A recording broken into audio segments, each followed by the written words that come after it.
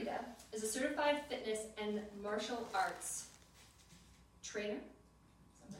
She has a designation in nutrition and wellness. Although she's been in the wellness industry for 20 years, it's just 7.5 years ago when she synergistically blended the things that matter most to her: health, family, self-care, and wealth creation through her passions. Today, she inspires others to live life aligned to their core values to create the life they love. Her speech today is about the word busy and how it makes us feel. Yes, exactly. Margherita, stand up. Busy. Margherita.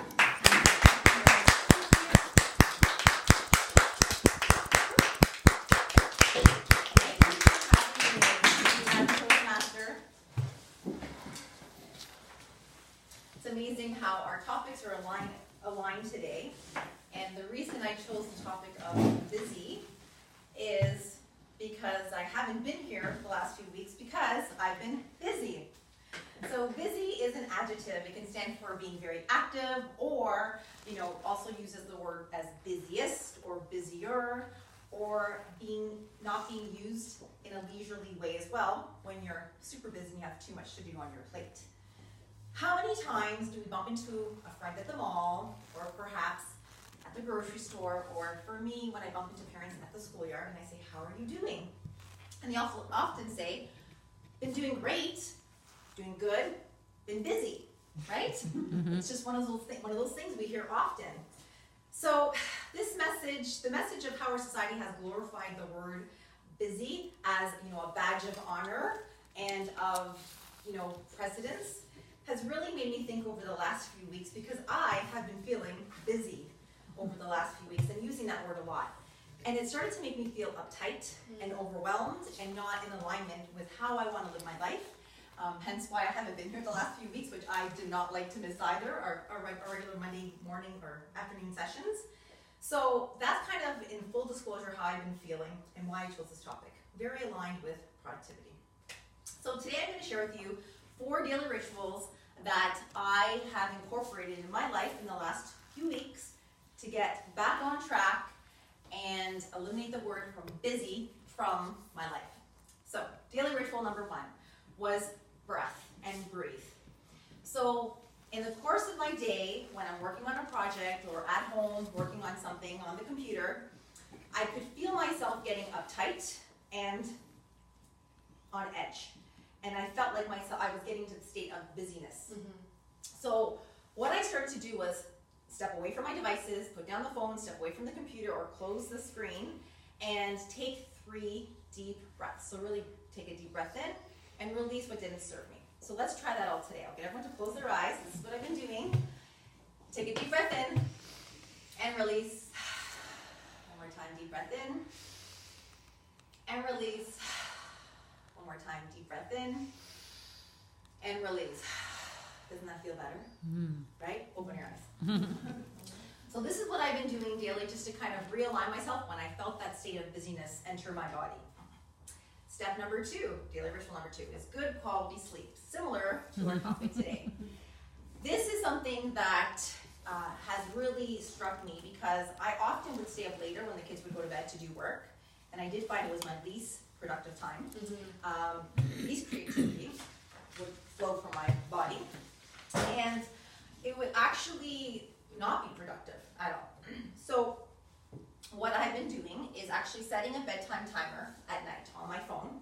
So at 10:05, it has this lovely ring that I've chosen that preps me to get to bed by 10:30. And at 10:30 it rings again, and I have to go to bed.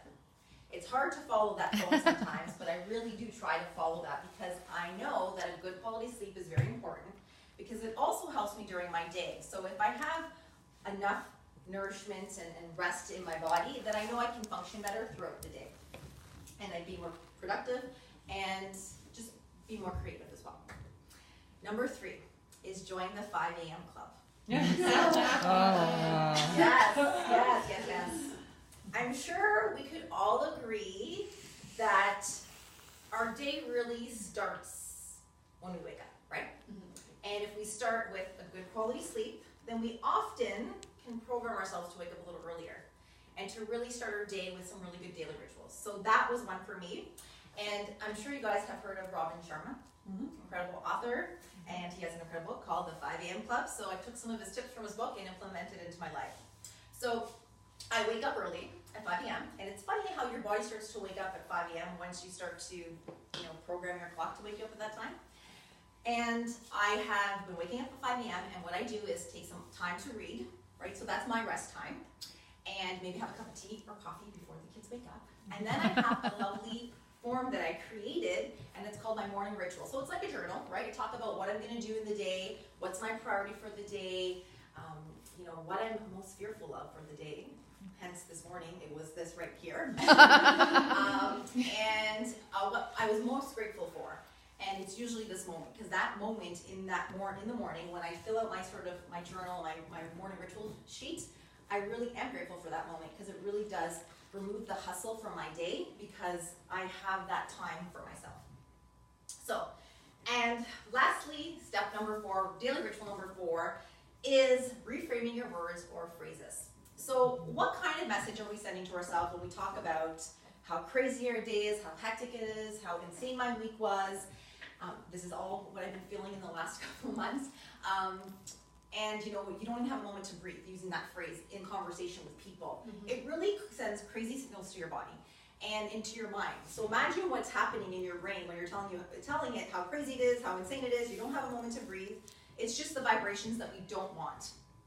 So this is something that I've been really focusing on becoming mindful of, is really becoming more mindful of the words that I'm using and eliminating them as much as I can. And sometimes I'll say it and I'll go, oh, and I'll shake my head just to kind of not say it again.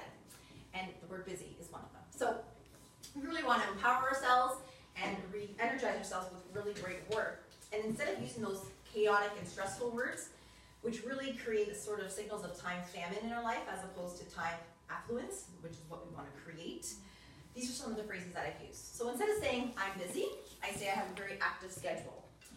Right? So I also have used the word productive schedule. I have had a really productive day. I've had a very full agenda. When people ask me, can I talk to you about this project, or let's talk about this upcoming class we want to do? If it's not in my time frame, I'll say, you know what, I can't get to this right now. I'm working on X, Y, and Z project, but let's connect on May 15th and we can talk about that then. So those are the words I've been kind of incorporating and setting a little bit more boundaries around them. So when I'm reflecting on how the word busy has made me felt over the past few months, I realized that a lot of it is the pressure that I'm putting upon myself to get things done and not really aligning my schedule with my day and my plans. So I want to just remind everyone that, and encourage everyone to create some daily rituals that perhaps would be beneficial to you, perhaps any of mine, that will help you eliminate the word busy or chaotic or hectic in your life. And so remember the 4 rituals, which was number 1, breathe. Number 2, Sleep. good quality sleep. Yeah. 3, 5 a.m. club. 5 a.m. club. And 4, reframe our words. Thank you. So here is, I'm going to get everyone to raise their glasses of champagne. Is a toast to eliminating the words chaotic, hectic, insane, busy from our schedule, and realize that we have the control to reframe our minds and our thoughts and create more time affluence as opposed to time famine. Cheers. Cheers. Thank you.